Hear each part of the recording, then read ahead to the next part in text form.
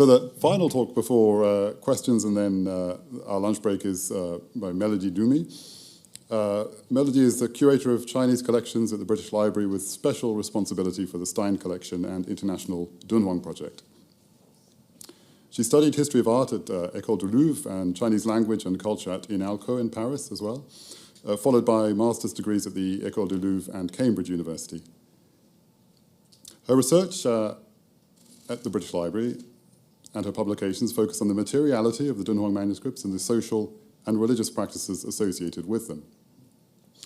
Her publications include an overview article of Dunhuang texts for the Oxford Encyclopedia of Buddhism, an article for the Arts of Asia, the curious case of a miniature painting at the British Library, a tantric ritual implement for empowerment, and forthcoming, an article on a divination geomantic scroll from the Stein collection, the life and afterlife of a funerary divination scroll.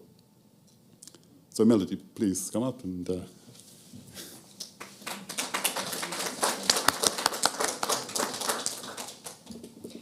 Hello, so my presentation will focus on chapter 25 of the Lotus Sutra, so the universal gate of Bodhisattva Guanyin, which is entirely devoted to the deity Avalokitesvara, known in Chinese as Guanyin or Guanshuyin. So this name means the perceiver of the world's sounds and refers to the Bodhisattva's ability to hear the prayers of anyone calling upon him with a sincere and faithful heart. So the chapter details for a series of episodes how the Bodhisattva of compassion assumes 33 different incarnations to help people facing challenging situations and to bring them to spiritual salvation. So as we've seen throughout all the talks, I think since yesterday, it's been a very popular chapter of the Lotus Sutra. And due to that's possibly also connected to the immense popularity of the Bodhisattva Guanyin, who was regarded as a particularly benevolent and merciful deity and became very influential in China. So what we see in the Dunhuang corpus of text is that the chapter 25 was separated from the rest of the scripture and treated as an independent text. And to quote the scholar Murase, that is possibly because it was most suited to elucidate the teachings of the entire sutra. So according to Akira Fujita, there are almost 200 copies of the Guanyin Sutra recovered from Dunhuang in collections in China.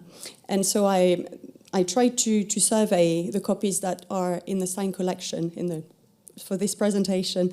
And I based my work, especially due to time constraints, mostly on Giles catalogue. So I'm aware that this might not be a full picture, but that's a starting point. So based on that, I've assessed that there are about just under, sorry about that, I love pie charts, I hope you'll join me in enjoying it. So I counted that there are just under 80 copies of chapter 25 singled out as individual texts. So just to give you a breakdown, so that's 79. And we've got the chapter 25 on its own as well, 26 copies. I couldn't decide whether that was meant to be the Guanyin or Guanyin Sutra or just chapter 25. So I've left them separately. And we also have 35 manuscripts where chapter 25 is part of is together with other chapters, so as part of the Quan or scrolls that Costantino mentioned earlier this morning. And just the rest is about 904 manuscripts covering the other chapters.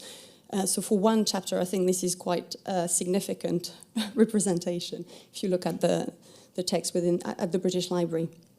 So just to be clear, within those among those 79 texts of the copies of the Guanyin Sutra, I've left 12 with a question mark, and that's often because there was no end title to confirm that this identification, obviously. And so I've based that mainly on the format of said manuscripts or their layout, which has guided me in thinking that they were actually originally copies of the Guanyin Sutra. So the head title, which is the full title of is generally the full title of chapter 25, and that's what we find when the beginning of scrolls or manuscripts has survived.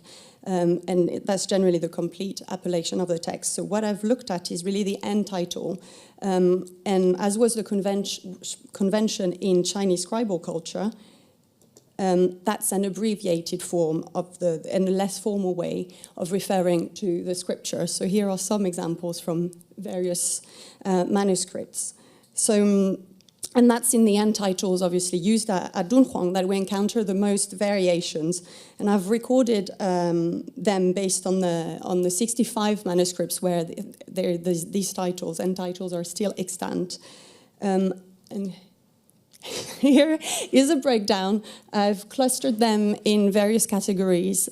So I think maybe the third column to the right is the one where you can most clearly see which titles were dominated. So, but for instance, we've got overall 27 copies where the title is Guanyin Sutra, followed by 14 copies where the text is referred as the Guanyin Sutra, and so on. So I think, just to quote Costantino Moretti, possibly through these titles, and by looking at them, you can really look at genetic affiliations between manuscripts, especially when they are.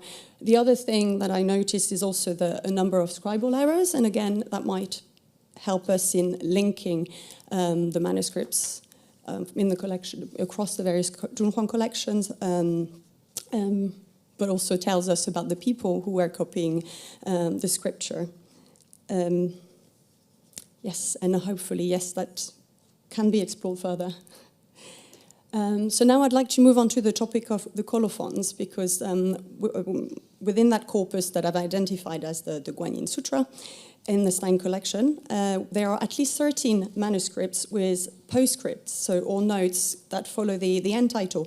So some of them contain very brief information, but that tells us something about the owner or the copyist of the text. So for instance, I've put those two ones aside because you see it's only, 3 characters for S2388 and 2 characters in S2939, which are both incomplete manuscripts at the beginning, but at least we've got names associated to these copies. So the first one, it actually says Xua Seng Ting, so the Sutra of Xua Seng, and the second one bears the name of the copy is called Zhang Ying, and that's a name that's associated to another manuscript in the Stein collection.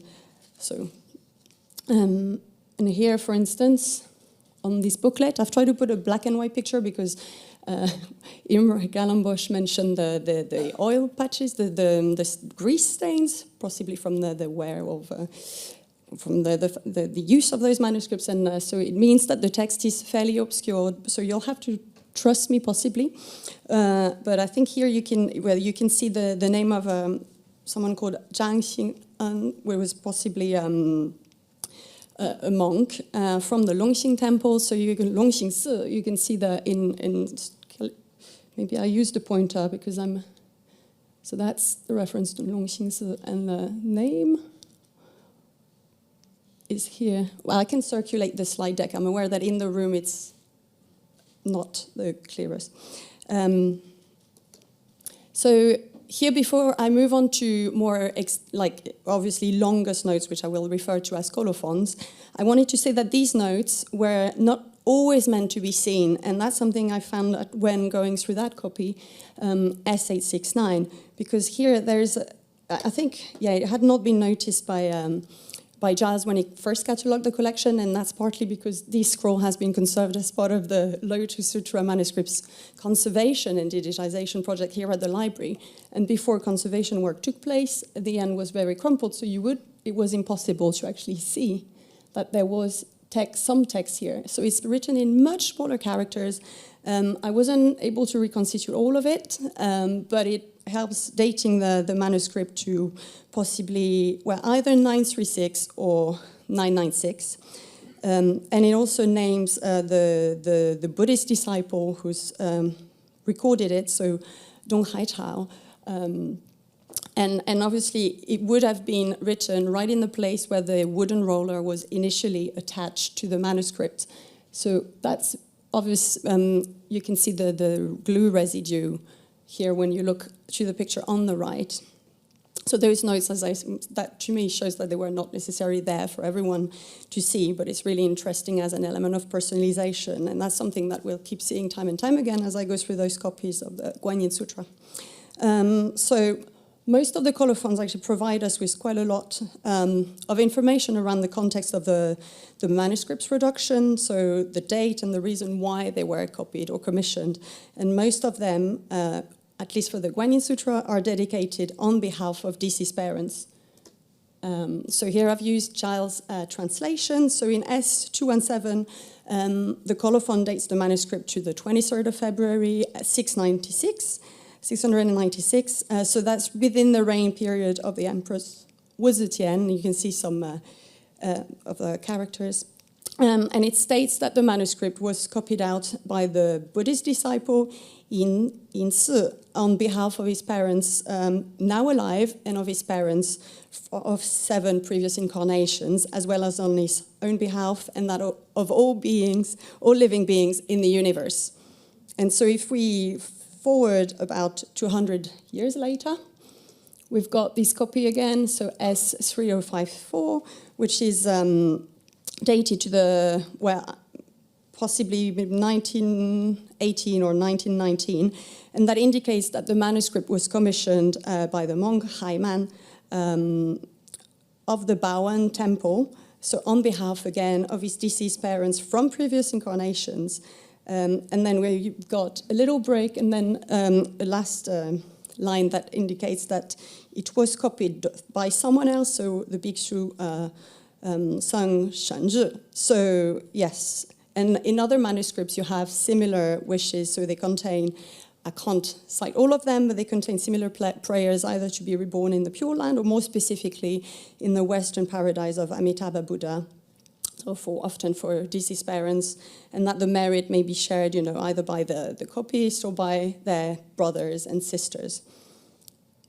And so now I'll move on to another type of colophon. So as Fang Guangchang explained in an article that was published in 1997, a few of the colophons found on copies of the Guanyin Sutra surprisingly relate quite closely to the belief in Guanyin's ability to rescue all beings in times of trouble and to relieve them from suffering.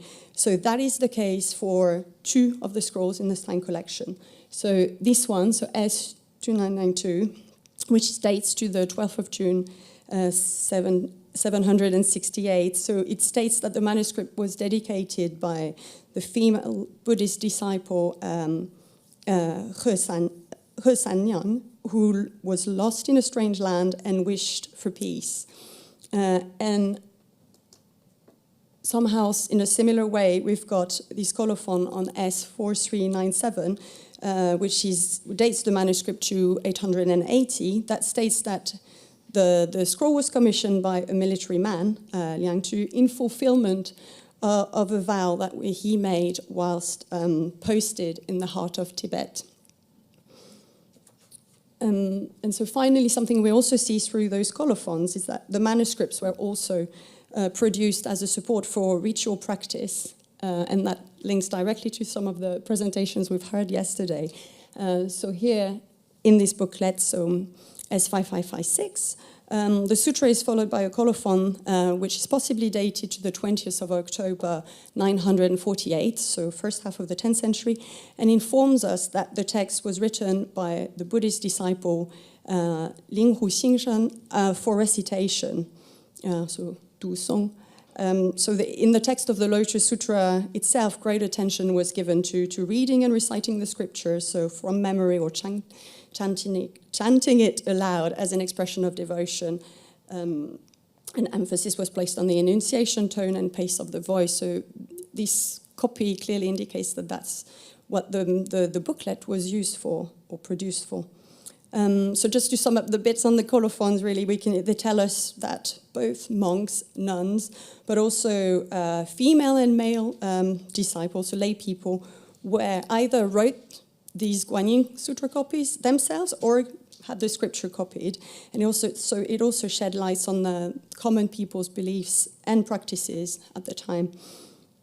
So now I'd like to look at so in a way, the diversity of the people who wrote the Guanyin Sutra is reflected by the diversity of the formats that you can see across the Stein collection. And obviously, for the Lotus Sutra as a whole and the other chapters, it's mainly scrolls, but we see a lot more diversity when you look specifically at the Guanyin Sutra. So we've got 59 scrolls, and they constitute the majority of the corpus. And as I said, that's the most widely encountered book form from the contents of Cave 17. We've got 20 codices or booklets, and that is the one that is most, obviously quite common in booklets that contain the Diamond Sutra or the Guanyin Sutra across all Dunhuang collections. And it's book form that is that was often chosen for personal items that were easy to carry or transport, and that would have been intended for individual use by both monastic and lay people. And finally, I've included in that corpus one concertina. That's one of the items with a question mark. I'll show it later. And that's because it does not possess an end title or a head title to confirm the identification. But there are only about 20 concertina books in Chinese language in the Stein collection, so that's one of those 20. Although almost all of them are Buddhist texts, either short sutras, sometimes grouped by 3 or 4 in the same work, or extracts from sutras. So that's also something that has guided my identification. So the range of copies found include fine copies made on smooth paper dyed in huangbo with regular margins and guidelines, and also rather good calligraphy, so quite skilled hand. But so I picked up this example, for instance. It is incomplete, and there are only 2 sheets of paper that have survived and are extant. So, but most of the manuscripts actually are quite different, and they speak of a practical use. And then the fact that they were probably copied under private offices. So what you can see across those copies is fairly rough handwriting, and when margin and guidelines are present, then they are very irregularly laid out. You also have a number of characters that doesn't seem to be standard and can vary quite a lot. Unskilled handwriting, and the paper itself can be obviously of a very different quality, quite buff or coarser or thicker, but also shows quite a lot of signs of damage. So you could have crumpled, tears, and all other signs of wear that I can't go into detail. You'll see that this afternoon. And often the manuscripts are heavily stained. So within the corpus of scrolls, horizontal scrolls, I wanted to highlight a subgroup of miniature scrolls that contain the Guanyin Sutra. Yes, and their height varies between about 13 and 18 centimeters. It's not easy to see on screen, or you have to trust me, they're about this tall. And only 2 of them have got an end title, but I believe that the other 3 would also have been independent copies of chapter 25 as an individual sutra. So the first one, S5563, is about 2.5 meter long, and there are about 17 characters per line or column. And you can see on the picture here, that gives you an overview of it, that the sheets of paper are quite irregular and vary in size and height, which again is indicative of the context within which the scroll was produced and used. The Guanyin Sutra is actually followed by another text, and that is something that I'll come back later in the presentation. And at the back, there is also a colophon on this item. And the one on the bottom is slightly longer. It's about 3 meter long. You can see the hand is completely different. It's made of 8 sheets of paper, no margins and guidelines, and an average of 11 to 12 characters per line, as opposed to the one above, which has got up to 17 characters. There are also several historic repairs in the form of patches on the verso of this scroll, and one repair on the recto. So those ones I wanted to, I don't know, somehow I think they might be linked in their function with the codices, so the booklets, because they could have been easily carried, possibly worn on the body too. And so, yeah, obviously we can't exclude the fact that they might have served an apotropaic function.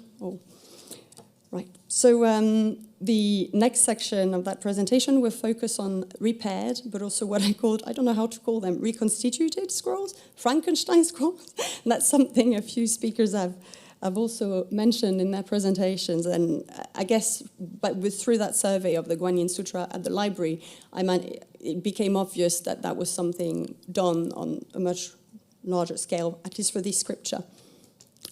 So here is an example. That scroll was not conserved or digitized within the Lotus Sutra project in the British Library. That was done prior to that. And in a way, it really reflects how the condition that the manuscripts were found in when they were taken out of Cave 17. So you can see there that the manuscript is heavily stained, but also that you have a lot of patches at the back. Here are a lot of repairs that are actually quite substantial and almost as bandages. In some parts of the scroll, you almost have 2 layers of paper, and that has caused a lot of, in the long run, a lot of tension to the original manuscript. But what we see here is also the adjunction of other bits which were meant to preserve the copy and almost restore its integrity, so make sure that the text was complete and in a way maintain possibly the religious efficacy of the scripture. And that was done by assembling different bits of manuscripts. No, the other one. So it's very obvious here if you look at the first panel. So you can see that they added a new piece of paper and also wrote new text to replace it. I'm going to have to scroll very quickly. But in a way, I think it's the same phenomenon that you can observe time and time again across the copies at the library. I had to select only a few, but you can see the different, it's visible through the different handwritings, but also through the different quality of papers. And again, this one has survived intact. You even have the wooden roller, which is in itself a very rare thing in the collection. And these are some of the patches at the back. And this one has almost, it's preserved, it's got the frontispiece with the wooden stave and the purple ribbon, silk ribbon attached to it. And again, in the end, you've got the end sheet, which comes quite clearly from a different manuscript.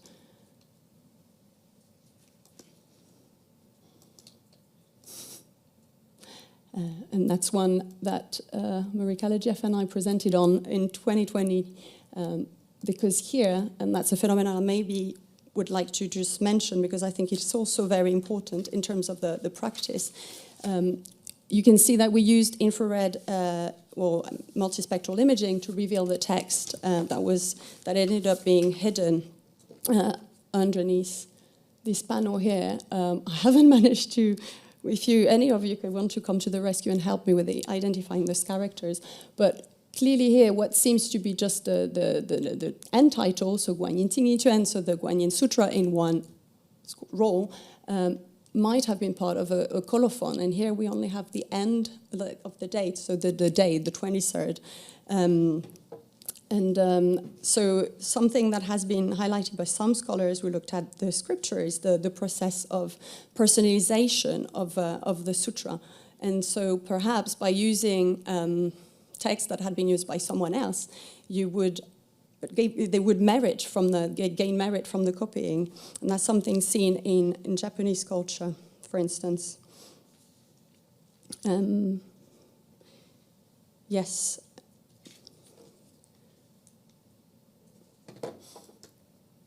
And that one we saw yesterday is the combination. Actually, that was repaired possibly in the late 20th century, but the text used to run seamlessly between the printed section, between the handwritten section and the printed section. So the text is not interrupted; it flows continuously, and it's quite interesting seeing the mixing of a printing document with a handwritten manuscript.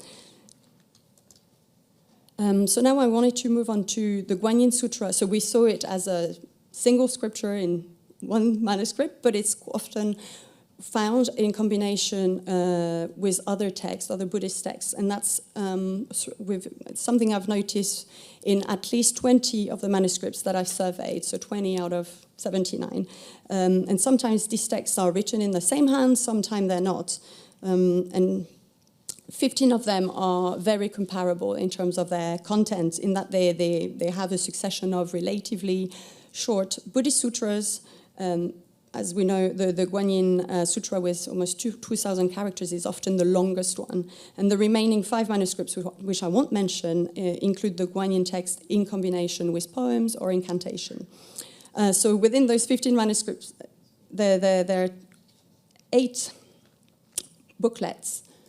And yes, this is, one that has been conserved as part of the Lotus Sutra project. And I won't stay on it too long because I think Imre also mentioned it. But the texts that are most commonly found include the Heart Sutra, and it's found across 5 of those 8 booklets. The Guanyin Sutra, which we find in 4 booklets, and then we have the sutra spoken by the Buddha on prolonging life, which is also in 4 of those booklets. And finally, the sutra spoken by the Buddha on extending one lifespan. It's also in 4 booklets. So we can see that there is overlap in those texts, but they're always a different combination. That's something that Imre Gallenbosch has mentioned extensively in his book on Dunhuang manuscript culture. So 6 out of 8 of these booklets start with the Guanyin Sutra. Some of them are incomplete, so obviously I can't say that was always the case for sure. And often also the end of the scripture is left incomplete. I think I'm going to run over. So that's as we can see, and I wanted to really refer to Imre Gallenbosch's research recently, that those items may have possibly been produced collectively by several individuals as a commemoration. So sometimes family members, and that was an act of religious offering. And we can see, those different hands. And in that booklet, for instance, which has got a red cloth cover, it's fairly obvious. I've picked up the first folio and the last one, and you can really see a difference in the handwriting, even. And you can also see that the booklet was repaired because of burn damage or fire damage, but that those pages, the last few pages, were left blank. And that's something that we have also quite regularly seen across those Guanyin booklets. So just to refer again to Imre, we said that we should not consider a manuscript to have been produced at one single point in time. This was a gradual process whereby text could be added at different points in time, and those left blank pages might also indicate that. But the booklets are by no means the only multiple text manuscripts. We also have, within the Guanyin Sutra corpus, multiple text scrolls, and 6 of them. And those ones contain a lot less text, but much fewer texts, up to 3. 4, maybe 4. But it could be because of the format. So we find mostly the Heart Sutra, which is in 3 of the scrolls, the Diamond Sutra in 1 scroll, the Mahaprajnaparamita Sutra, and then the Sutra spoken by the Buddha on extending life, which is one of those apocryphal sutras found in the booklets. So that's an example in the collection, so 6818, and you can see towards the end it's got a copy of the Heart Sutra, 4 copies, because it's 3 and then 1 that's fragmentary, 4th copy of the Heart Sutra. So again, the Guanyin Sutra in association with the Heart Sutra, and both featuring heavily Guanyin, it might not be a very surprising association.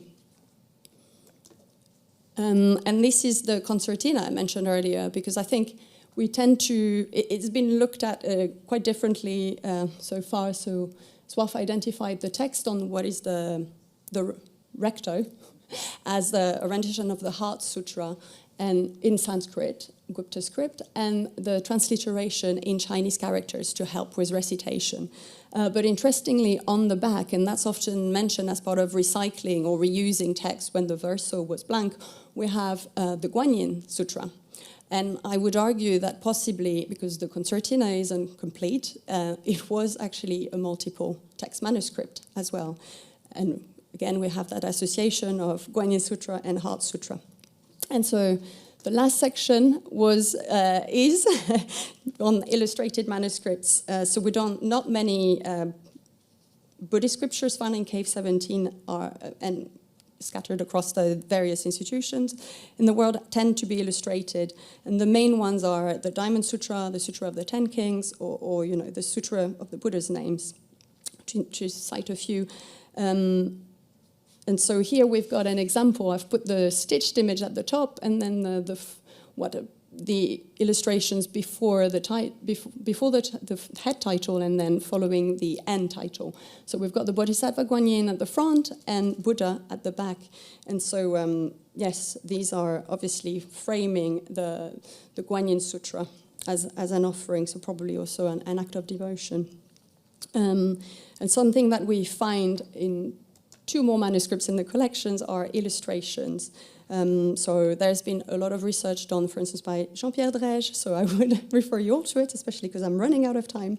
But we can see that chapter 25 in itself and with its episodes really called upon, and its narrative scripture was quite, conducive to illustration. We see that in the caves, we see that in the paintings at the British Museum, for instance, and we see that in those booklets.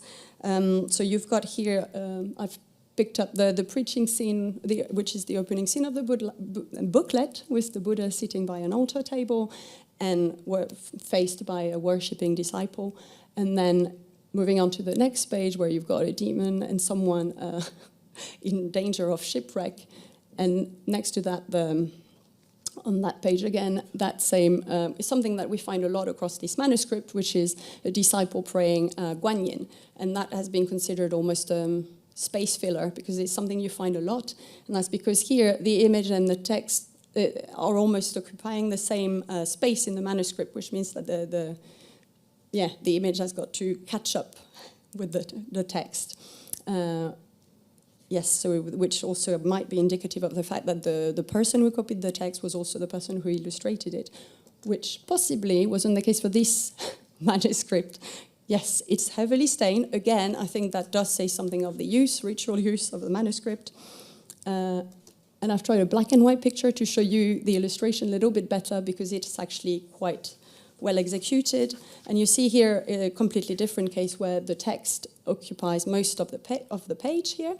And you only have like a little horizontal band at the top where you've got illustration. And here, because it's got to combine 3 scenes, so no time for space filler, but rather multiple scenes in the same image. And so just to conclude, I wanted to say that just looking at one corpus, I think those Guanyin Sutras in the British Library, I think is really helpful in gaining insight into their production and the reasons why they were produced, and also help us understand the patterns of ritual practice around the Guanyin Sutra. And so that's just, a foray into looking at physical formats and characteristics in order to try to unlock all this information about how the text was understood at the time and how it circulated at Dunhuang. Thank you, and sorry. Bye-bye.